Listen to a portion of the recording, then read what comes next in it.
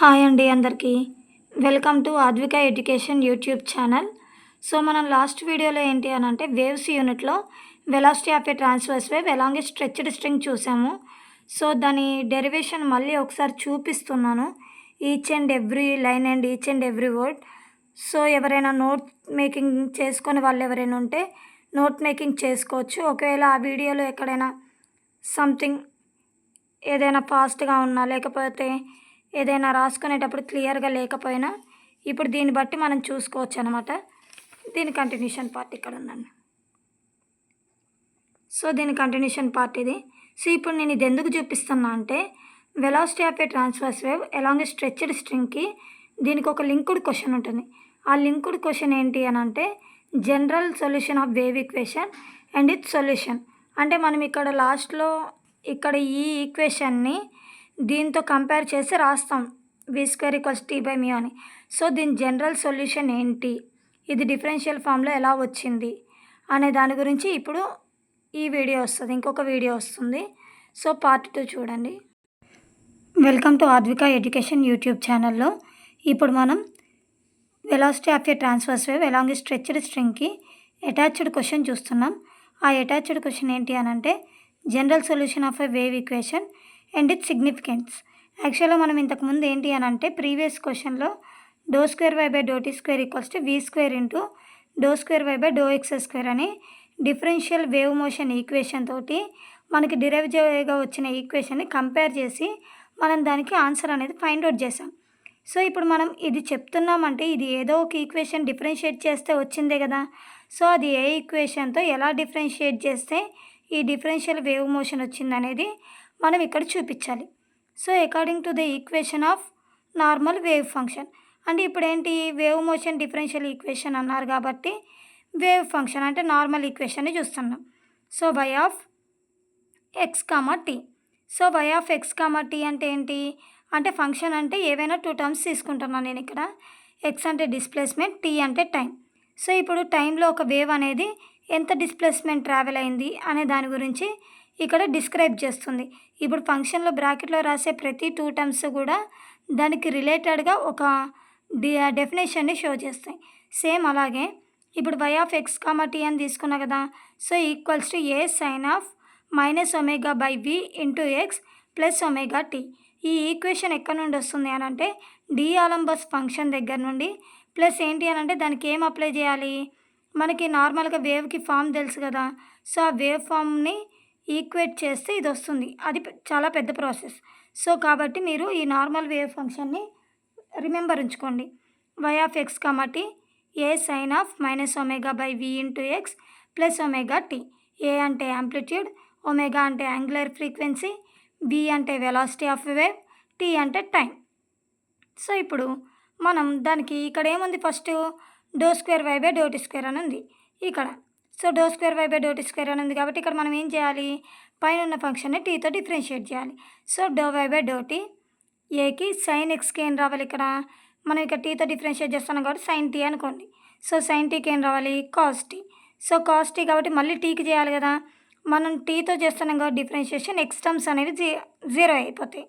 So -ω/v అనేది constant అయిపోయింది.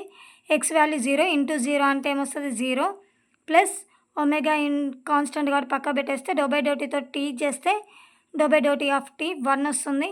So ω × 1 omega. So ఇప్పుడు ఇక్కడ ఏం చేస్తున్నా 0 + ω అంటే ఒమేగానే కదా వచ్చేది. ఈ ఒమేగాని ఇక్కడ రాస్తున్నా A omega cos of -ω/v × x + ω/t.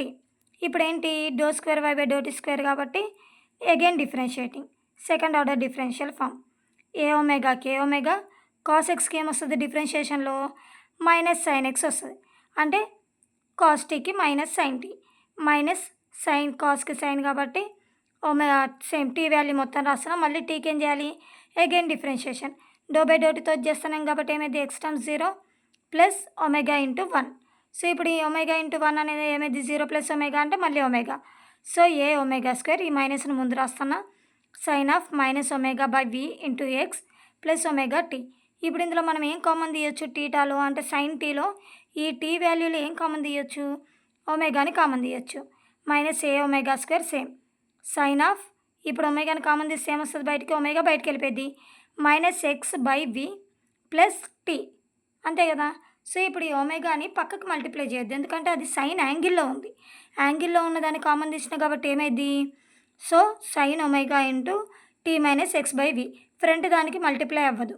So minus A omega square into sine omega T minus X by V. ఇది దేనికి వచ్చింది, do square why by do T స్క్వేర్కి వచ్చింది. సేమ్ అలాగే మనం దేనికి చేయాలి, do square why by do T square, ఇక్కడ ఒక ఈక్వేషన్ వచ్చేసింది కదా. సో ఇప్పుడు ఇక్కడ సెకండ్ ఆర్డర్ ఈక్వేషన్ ఏముంది, do square why by do X square. దేన్ని చేయాలి, డిఫరెన్షియల్ వై ఆఫ్ ఎక్స్ కాబట్టి ఈ ఫంక్షన్ని చేయాలి. Again differentiating the equation 1. So do y by do x, so do y by do x కాబట్టి ఏ, ఇక్కడ ఏముంది సైన్కి కాస్ రావాలి కాబట్టి కాస్ ఎక్స్, అంటే ఇక్కడ ఎక్స్తో డిఫరెన్షియేట్ చేస్తాను కాబట్టి కాస్ ఎక్స్ అంటున్నా, ఇక్కడ టీతో డిఫరెన్షియేట్ చేస్తాను కాబట్టి కాస్ టీ అంటున్నా.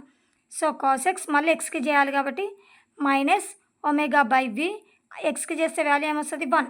ఇక టీ టర్మ్స్ కదా ఉన్నాయి, సో టీ టర్మ్స్ ఉన్నాయి కాబట్టి ఏమైంది 0 అయిపోయింది. Omega into d by dx of t అంటే ఎక్స్ టర్మ్స్ లేవు కాబట్టి కాన్స్టెంట్ వాల్యూ 0 అయిపోయింది. మైనస్ ఇప్పుడు ఏమొచ్చింది మనకి 0 ప్లస్ మైనస్ ఒమేగా బై వి కాబట్టి దాన్ని ముందుకు మల్టిప్లై చేయండి. Minus A into omega by we cos of minus omega by we into X plus omega t. Next do square why by do X square కదా మనకు కావాల్సింది, sorry. Next do square why by do X square కాబట్టి ఇప్పుడు already మనకి do y by do x వచ్చింది, మళ్ళీ దాన్ని second time differentiate చేయాలి. So minus A into omega by వికి ఒమేగా బై వి, కాస్ ఎక్స్కి ఏం రాయాలి మరి మైనస్ సైన్ ఎక్స్ రాయాలి, మళ్ళీ ఎక్స్కి చేస్తే ఏమొస్తుంది minus omega by v constant పక్కకు వచ్చి d by dx of x అంటే 1 వస్తుంది, ప్లస్ ఒమేగా టీ అనేది పక్కకి వెళ్ళిపోతే అంటే అక్కడ ఎక్స్ టర్మ్స్ లేవు కాబట్టి 0 వస్తుంది. సో ఇప్పుడు దీన్ని మొత్తాన్ని చేయండి, మైనస్ ఏకి మైనస్ ఏ ఒమేగా బై వికి ఒమేగా బై వి, ఇక్కడ 0 plus minus omega by V కదా, సో మైనస్ ఒమేగా బై వి కాబట్టి ఇక్కడ మైనస్ ఒమేగా బై విని ఇక్కడ రాసా, minus sine of minus omega by we into X plus omega T. So ఇప్పుడు omega by we into omega by V ఏమైంది omega square by V square, ఇక్కడ minus ఉంది ఇక్కడ మైనస్ ఉంది, మైనస్ ఇంటూ మైనస్ ఏమైంది ప్లస్, ఇక్కడ minus sine of minus omega by v x plus omega t. ఇక్కడ ఏం చేస్తాను నేను మళ్ళీ ఒమేగాని కామన్ తీస్తాను, minus X by v plus tea.